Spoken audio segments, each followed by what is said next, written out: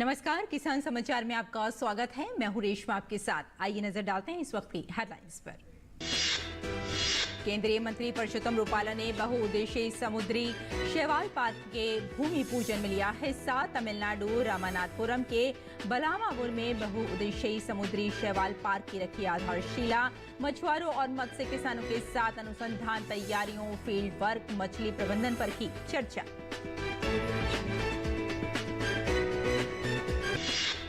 केंद्रीय मंत्री परषोत्तम रुपाला सोमवार को मुंबई में एक दिवसीय मत्स्य पालन के लिए किसान क्रेडिट कार्ड पर राष्ट्रीय सम्मेलन में करेंगे शिरकत। मत्स्य पशुपालन और डेयरी विभाग इस सम्मेलन में समस्याओं के समाधान पर करेंगे चर्चा। रुपाला पात्र मछुआरों को किसान क्रेडिट कार्ड करेंगे वितरित।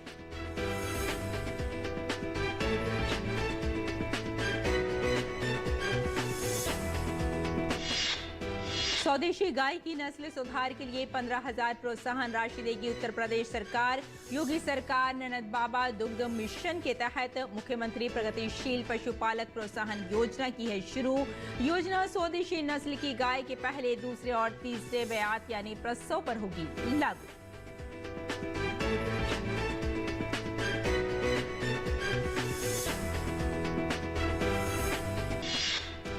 ओडिशा में बारिश का कहर जारी। मौसम विभाग ने ओडिशा, तटीय आंध्र प्रदेश, तेलंगाना और केरल में भारी बारिश की जताई संभावना। पश्चिम बंगाल, छत्तीसगढ़, मध्य महाराष्ट्र, कर्नाटक, तटीय आंध्र प्रदेश और अंडमान और निकोबार द्वीप समूह पे भी भारी बारिश का अनुमान।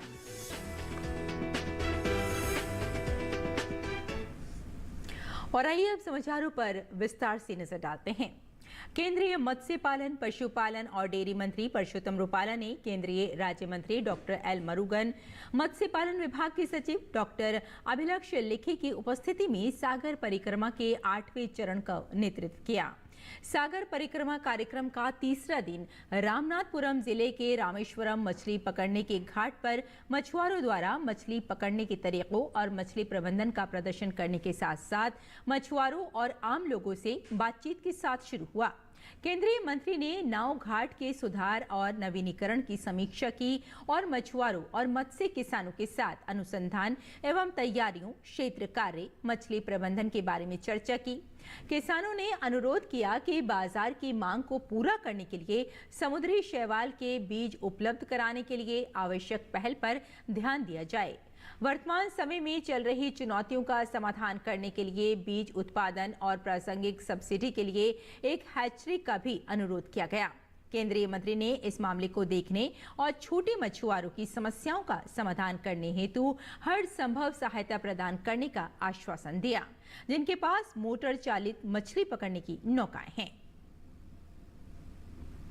राज्य मंत्री डॉक्टर एल मुरुगन ने कहा कि समुद्री शैवाल की खेती को आर्थिक रूप से व्यवहार्य आजीविका विकल्प के रूप में मान्यता प्राप्त है और इसे विशेष रूप से मछुआरा समुदाय की महिलाओं द्वारा अपनाया जाना चाहिए। और भारत सरकार की प्रमुख योजना प्रधानमंत्री मत्स्य संपदा योजना का उद्देश्य इस एजेंडे को आगे बढ़ाना है और इसलिए इस योजना के अंतर्गत समुद्री शैवाल की खेती के लिए समर्थन प्रदान किया जा रहा है। इसके अलावा प्रगतिशील मछुआरों ने PMSSY की सफलता की कहानियों को साझा किया।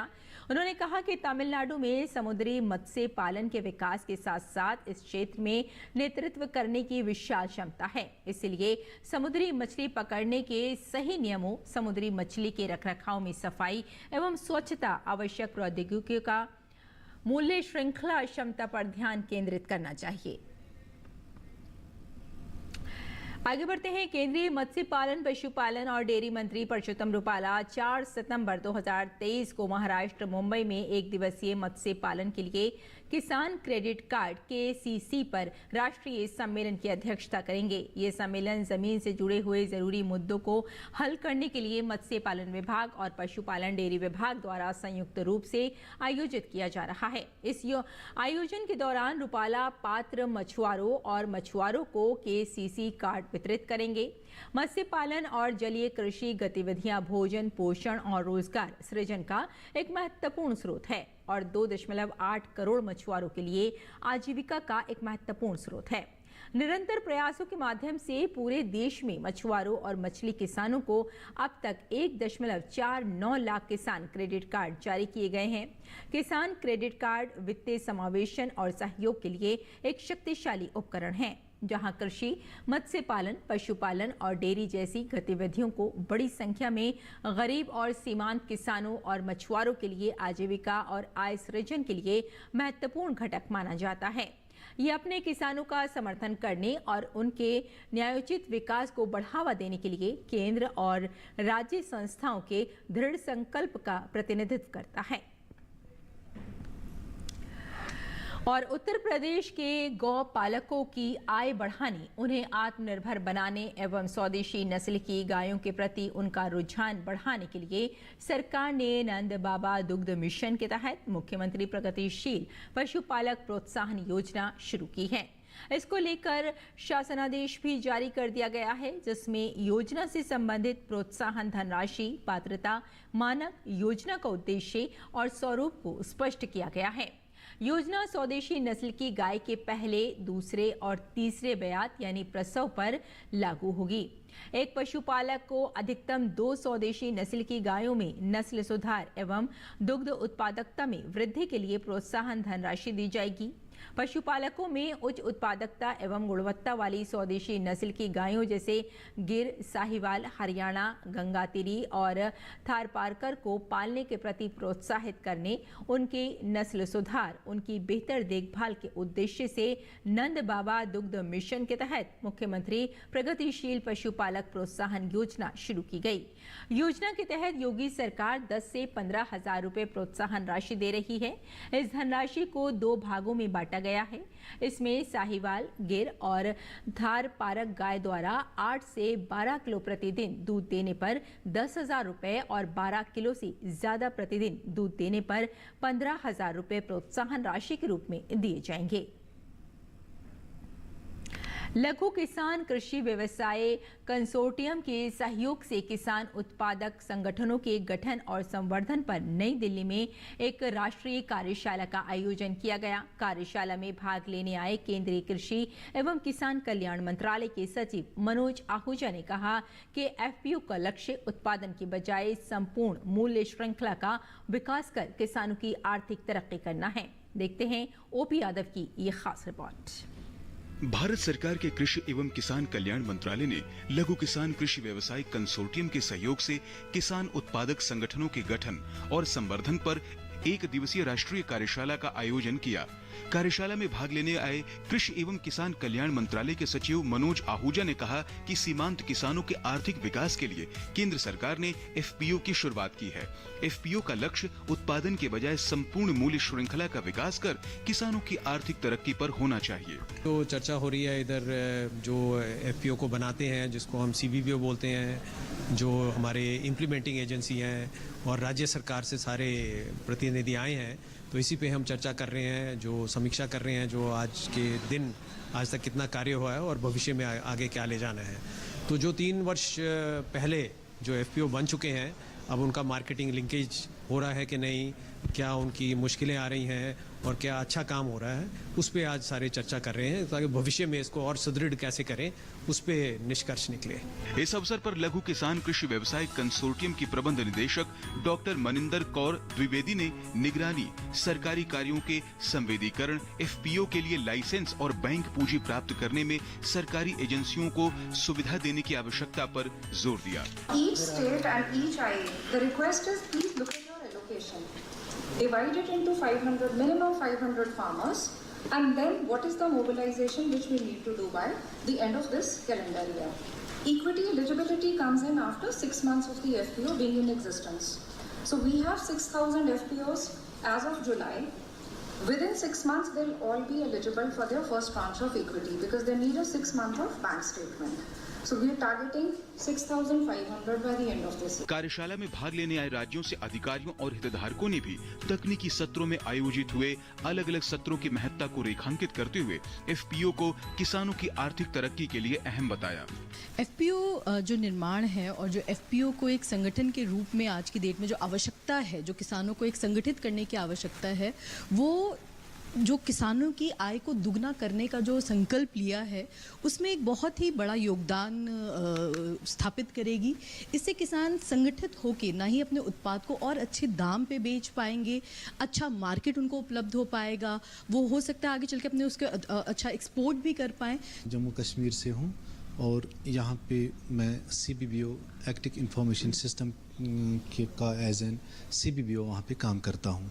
हमारे वहाँ पे अभी तक 10 FPOs बन चुके हैं जो मैंने वहाँ पे बनाए हैं।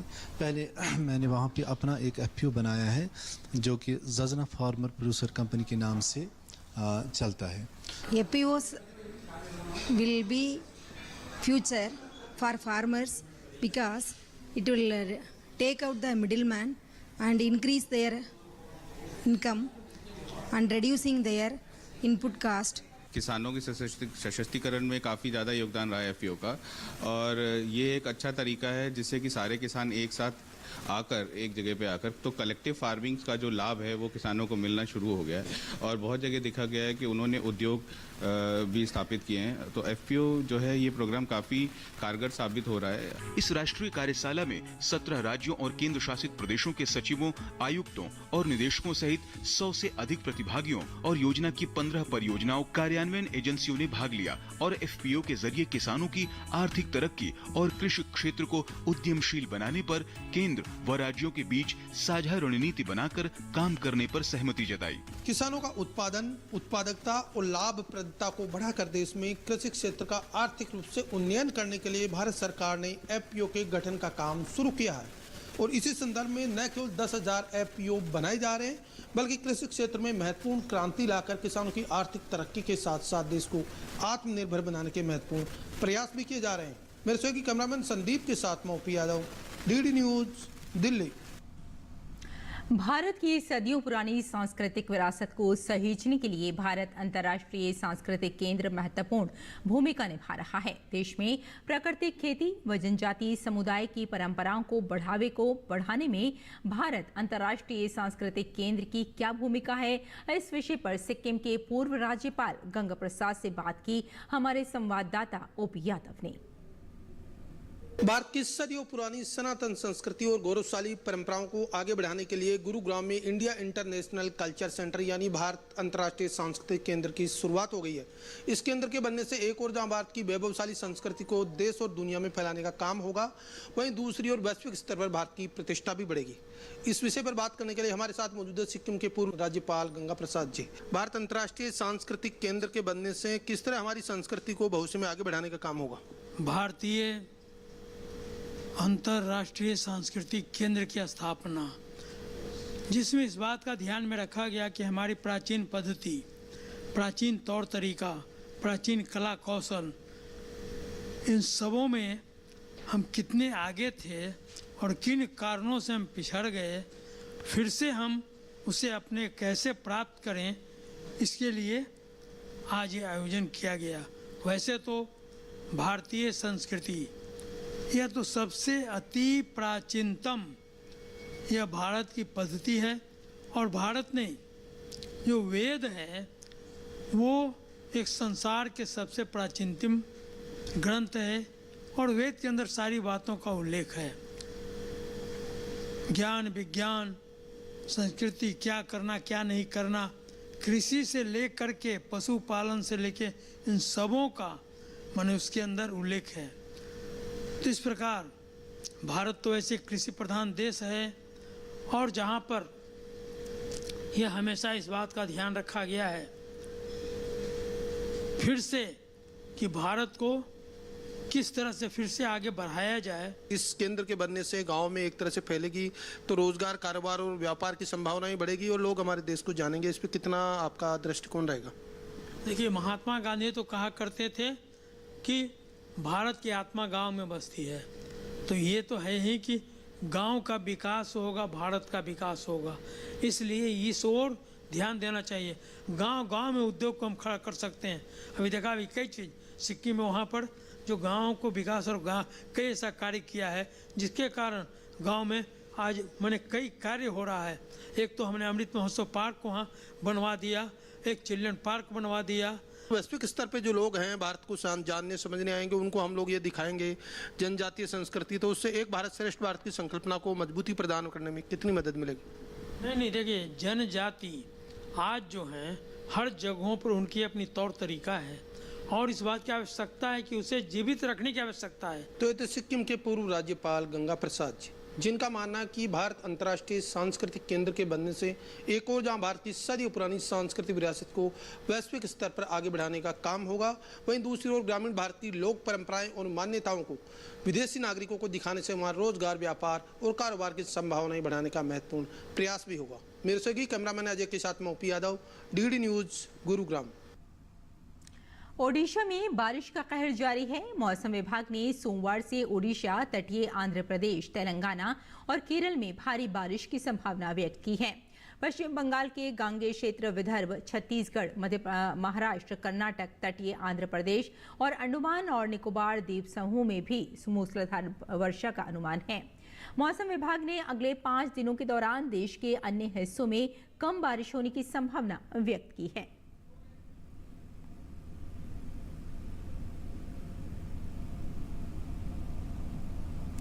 सूक्ष्म, लघु और मध्यम उद्यम मंत्रालय के खादी और ग्रामोद्योग आयोग यानी KVIC के अध्यक्ष मनोज कुमार ने ओडिशा के भुवनेश्वर में एक वितरण समारोह में कारीगरों को टूल किट और मशीनरी का वितरण किया।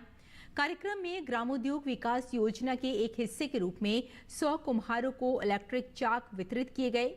75 चमड़ा कारीगरों को जूते के टूल किट और 60 कारीगरों को पेपर मैसी मशीनें प्रदान की गईं। ग्रामोद्योग विकास योजना के तहत एक कारीगर सम्मेलन और पोट्री एक्सपो का आयोजन भुवनेश्वर के Kalinga institute of industrial technology परिसर में किया गया। कार्यक्रम को संबोधित करते हुए मनोज कुमार ने कहा कि पिछले 9 वर्षों के दौरान प्रधानमंत्री ने सक्रिय रूप से भारत की समृद्ध राष्ट्रीय विरासत खादी को विभिन्न अंतर्राष्ट्रीय मंचों तक पहुंचाया है। उन्होंने कहा कि खादी ने पूरे देश में ग्रामीण क्षेत्रों में लोगों को गरीबी से ऊपर उठाने में महत्वपूर्ण भूमिका निभाई है। वित्तीय वर्ष 2022-23 के दौरान KVIC ने कुल 9,54,899 नए रोजगार के प्रभावशाली अवसर प्रदान करके रोजगार सृजन में महत्वपूर्ण योगदान दिया है। और आइए अब बात करते हैं मंडी भाव की और जानते हैं कि देश भर की मंडियों में क्या रहा भाव।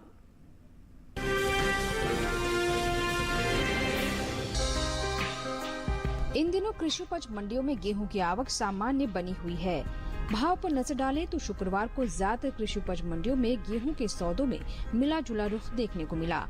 काला पीपल मंडी में गेहूं के भाव में मजबूती के साथ कारोबार हुआ, वहीं राजकोट मंडी में नरमी देखने को मिली, जबकि कोटा और गाजियाबाद मंडी में इस दौरान गेहूं के सौदे बिना किसी फेरबदल के साथ हुए। एगमार्क नेट के मुताबिक गुजरात की राजकोट मंडी में 1 सितंबर को लोकवान गेहूं का भाव रहा 2,495 रुपए। 2 सितंबर को इसके भाव में 20 रुपए की गिरावट आई और भाव हो गया 2,475 रुपए। मध्य प्रदेश की काला पीपल मंडी में इस दौरान शरबती गेहूं के सौदों में मजबूती के साथ कारोबार हुआ। 1 सितंबर को शरबती गेहूं का भाव था 2,550 रुपए। 2 सितंबर को इसके सौदे 300 रुपए उछलकर 2,850 रुपए पर हुए। हालांकि राजस्थान की कोटा मंडी में बीते 2 दिनों के दौरान गेहूं के भाव स्थिर रहे। यहां 1 और 2 सितंबर को गेहूं 2,450 रुपए पर बिका। उत्तर प्रदेश की गाजियाबाद मंडी में 1 सितंबर को धारा गेहूं का भाव रहा 2,300 रुपए। 2 सितंबर को इसके सौदों में कोई फेरबदल देखने को नहीं मिला और भाव 2,300 रुपए पर बरकरार रहा। उत्तर प्रदेश की दूसरी मंडियों में गेहूं के भाव की बात करें तो शनिवार को अलीगढ़ मंडी में धारा गेहूं का भाव रहा 2,260 रुपए, बस्ती मंडी में भाव रहा 2,290 रुपए, लखीमपुर मंडी में धारा गेहूं 2,310 रुपए पर बिका, जबकि राज्य की रायबरेली मंडी में इस दौरान धारा गेहूं के सौदे 2,265 रुपए पर हुए। गेहूं की उपज की बात करें तो इस साल देश में घरेलू स्तर पर रबी गेहूं की पैदावार रिकॉर्ड स्तर पर जा सकती है, जिसका असर गेहूं के बाजार भाव पर पड़ता दिख सकता है। कृषि मंत्रालय के तीसरे अग्रिम अनुमान के मुताबिक साल 2022-23 के दौरान देश में रबी गेहूं की उपज 1,127.43 लाख टन अनुमानित है, जो पिछले साल के उत्पादन की तुलना में 50.01 लाख टन अधिक है। बीते साल के दौरान रबी गेहूं की पैदावार 1077.42 लाख टन रही थी।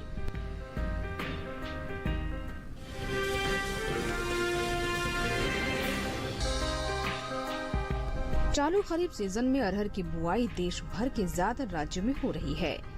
कृषि मंत्रालय के मुताबिक खरीफ अरहर की बुआई बीते साल से पीछे चल रही है।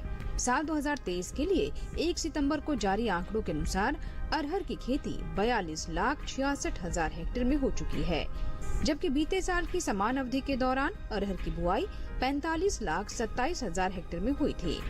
फिलहाल कृषि उपज मंडियों में अरहर की आवक सामान्य है। हाजिर भाव की बात करें तो एग मार्केट के मुताबिक गुजरात की जम्बूसर मंडी में 1 सितंबर को अरहर का भाव था 8,000 रुपए। 2 सितंबर को इसके भाव में कोई फेरबदल नहीं हुआ और भाव 8,000 रुपए पर बरकरार रहा।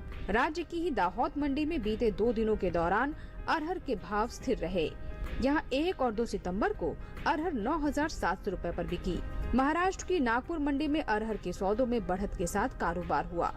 यहाँ 1 सितंबर को अरहर का भाव रहा 11,247 रुपए। 2 सितंबर को इसके सौदे 18 रुपए चढ़कर 11,265 रुपए पर हुए। उत्तर प्रदेश की गाजियाबाद मंडी में 1 सितंबर को अरहर का भाव था 9,300 रुपए।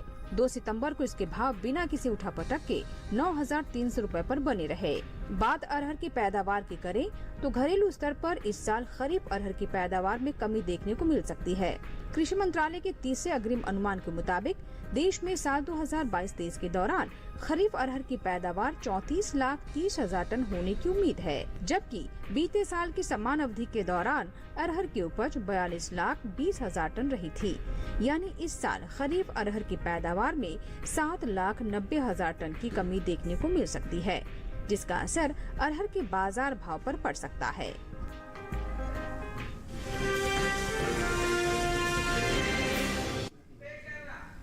तो खेती किसानी के साथ साथ आइए नजर डाल लेते हैं कुछ और महत्वपूर्ण खबरों पर। खास खबर में राष्ट्रपति द्रौपदी मुर्मू 5 सितंबर को राष्ट्रीय शिक्षक दिवस पर नई दिल्ली के विज्ञान भवन में 75 चयनित शिक्षकों को वर्ष 2023 के राष्ट्रीय पुरस्कार प्रदान करेंगी। इन पुरस्कारों का उद्देश्य देश के शिक्षकों के अद्वितीय योगदान को रेखांकित करना। पुरस्कार विजेताओं को प्रधानमंत्री के साथ बातचीत करने का भी अवसर मिलेगा।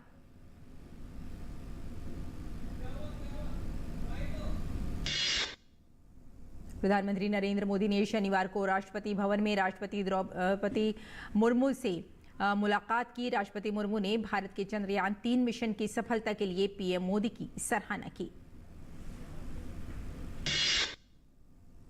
केंद्र सरकार ने एक राष्ट्र एक चुनाव की संभावनाओं के मुद्दे पर जांच के लिए 8 सदस्यीय समिति का गठन किया है। साथ ही समिति के सदस्यों के नामों का भी ऐलान कर दिया गया है। पूर्व राष्ट्रपति रामनाथ कोविंद को समिति का अध्यक्ष नियुक्त किया गया है। चंद्रयान 3 अंतरिक्ष यान द्वारा चंद्रमा पर ले जाए गए प्रज्ञान रोवर को विश्राम दिया गया है, क्योंकि इसने चंद्र सतह पर अपने सभी कार्य पूरे कर लिए हैं। चंद्रमा पर अब अगला सूर्योदय 22 सितंबर को होने की उम्मीद है और असाइनमेंट के दूसरे सेट के लिए सफल पुनरुत्थान की उम्मीद है। केंद्रीय अन्वेषण ब्यूरो सीबीआई ने ओडिशा में बालासोर रेल दुर्घटना के संबंध में गिरफ्तार किए गए रेलवे के 3 अधिकारियों के खिलाफ आरोप पत्र दाखिल किए हैं। ये रेल दुर्घटना 2 जून को हुई थी। अधिकारियों के खिलाफ कथित रूप से गैर इरादतन हत्या और साक्ष्यों को मिटाने के संबंध में आरोप पत्र दाखिल किया। भारतीय रेलवे ने 1 से 31 अगस्त के बीच 634.66 मीट्रिक टन माल की ढुलाई की है, जबकि पिछले वर्ष की इसी अवधि में ये 620.88 मीट्रिक टन था, जो पिछले वर्षों की इसी अवधि की तुलना में 13.78 मीट्रिक टन अधिक है। राजस्व के मामले में भारतीय रेलवे ने इसी अवधि के दौरान 1 लाख करोड़ रुपए की कमाई की है। दिल्ली में G20 शिखर सम्मेलन के लिए जारी तैयारियां अंतिम दौर में हैं। सम्मेलन के दौरान मेहमानों और आम लोगों को किसी भी तरह की दिक्कत न हो, इसके लिए दिल्ली पुलिस ने आज भी राजधानी के कई क्षेत्रों में फुल ड्रेस रिहर्सल की। इस वजह से कई जगहों पर यातायात प्रतिबंध लगा रहा। तो किसान समाचार में फिलहाल इतना ही। अनुमति दें। नमस्कार।